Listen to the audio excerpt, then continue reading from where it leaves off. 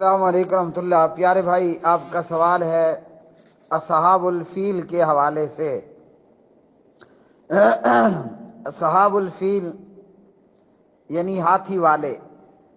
ہاتھی والوں کے تعلق سے قرآن مجید فرقان حمید ہمیں بتاتا ہے، اعوذ باللہ من الشیطان الرجیم، بسم اللہ الرحمن الرحیم، الم تر کیف فعل ربک باصحاب الفیل، کیا آپ نے نہیں دیکھا کہ آپ کے رب نے ہاتھی والوں کے ساتھ کس طرح کیا۔ ہاتھی والوں سے مراد ابرہا ہے۔ ابرہا یمن کا ایک عیسائی حکمران تھا۔ ہاتھی والوں سے مراد اس ابرہا اور اس ابرہا کا لشکر ہے۔ ابرہا جو یمن کا ایک عیسائی حکمران تھا، اس نے ایک عظیم الشان، ایک بہت بڑا گرجا بنایا اور یہ چاہا کہ لوگ کعبے کی طرح یہاں بھی زیارت کرنے کے لیے آیا کریں۔ ابرہا کعبے سے حسد کرتے ہوئے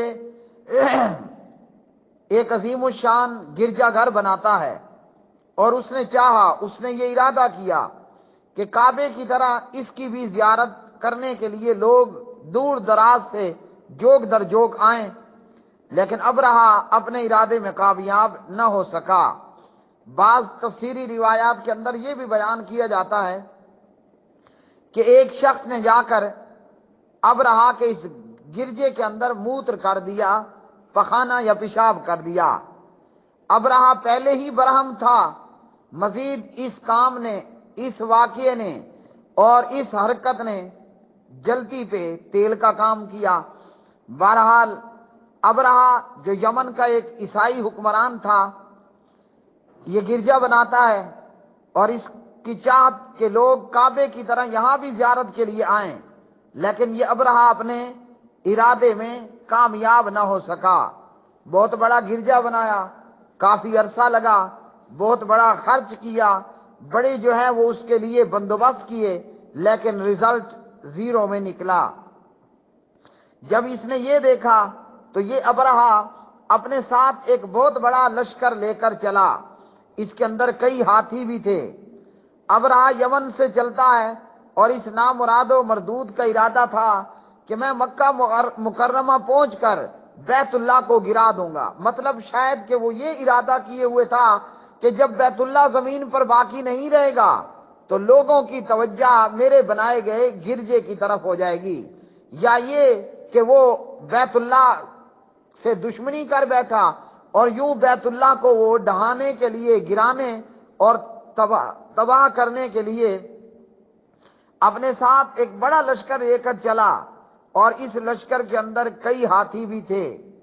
یہ بیت اللہ کو گرانے اور ڈھانے کے ارادے سے مکہ کی طرف روانہ ہوتا ہے، اور مکہ میں جب یہ مزدلفہ اور منا کے درمیان پہنچا تو پھر یہ ہوا کہ اللہ رب العالمین نے ابرہا اور ابرہا کے لشکر کو کچھ یوں تک جو ہے وہ برباد کیا اور تباہ کیا کہ وارسل علیہم طیرا ابابیل، اللہ نے ان پر جھنڈ کے جھنڈ پرندے بھیج دیے۔ اب ان پرندوں نے کیا کیا؟ ترمیہم بحجارۃ من سجیل، یہ پرندے ان پر کھنگر، پکی ہوئی مٹی کی پتھریاں پھینکتے تھے، چھوٹی چھوٹی پتھریوں کی بارش برسا دی ان پرندوں نے۔ اب جب یہ حشر ہوا تو نتیجہ یہ نکلا کہ ابرہا اور اس کا لشکر پوری طرح تباہ و برباد کر دیا گیا۔ فجعلہم کعصف مأکول، وہ ایسے تباہ اور ایسے برباد ہوئے، ہاتھی بھی ہلاک، ابرہا کے سپاہی بھی ہلاک، جیسے وہ کھایا ہوا بس ہو، تو اسے کھائے ہوئے بس کی طرح کچل کے تباہ کر کے رکھ دیا گیا۔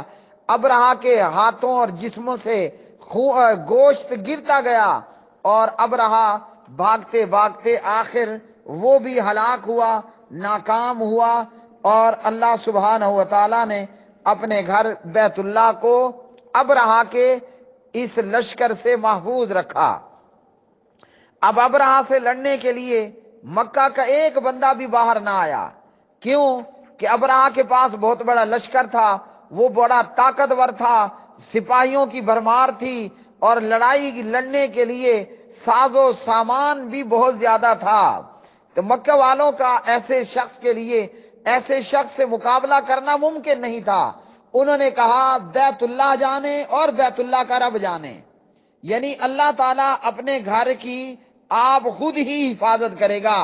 پھر اللہ نے ابرہہ اور اس کے لشکر کو تباہ کرنے کے لیے جبرائیل کو نہیں بھیجا، میکائیل کو نہیں بھیجا، اسرافیل نہیں آئے، جبرائیل نے چیخ نہیں ماری، زمین نہیں اٹھائی گئی، بلکہ چھوٹے چھوٹے پرندوں کے جھنڈ در جھنڈ ان کے اوپر ڈالے گئے، اور انہیں جو ہے وہ ان کے اوپر کھنگر پکی ہوئی مٹی کی پتھریاں پھینکی گئی، جس سے یہ ابرہہ اور اس کا لشکر پوری طرح تباہ و برباد ہو گیا۔ مطلب اتنا بڑا کافر اور اتنی بڑی جنگجو آرمی، اسے تباہ کرنے کے لیے اور اسے ہلاک کرنے کے لیے اللہ نے پرندوں کے جھنڈ در جھنڈ بھیجے، اور ان پرندوں کے پھینکے گئے ان کنکروں اور پتھریوں نے ابرہہ اور اس کے لشکر کو تباہ و برباد کر دیا، اور بیت اللہ اللہ رب العالمین نے اسے حفاظت کے اندر رکھا اور بیت اللہ محفوظ رہا۔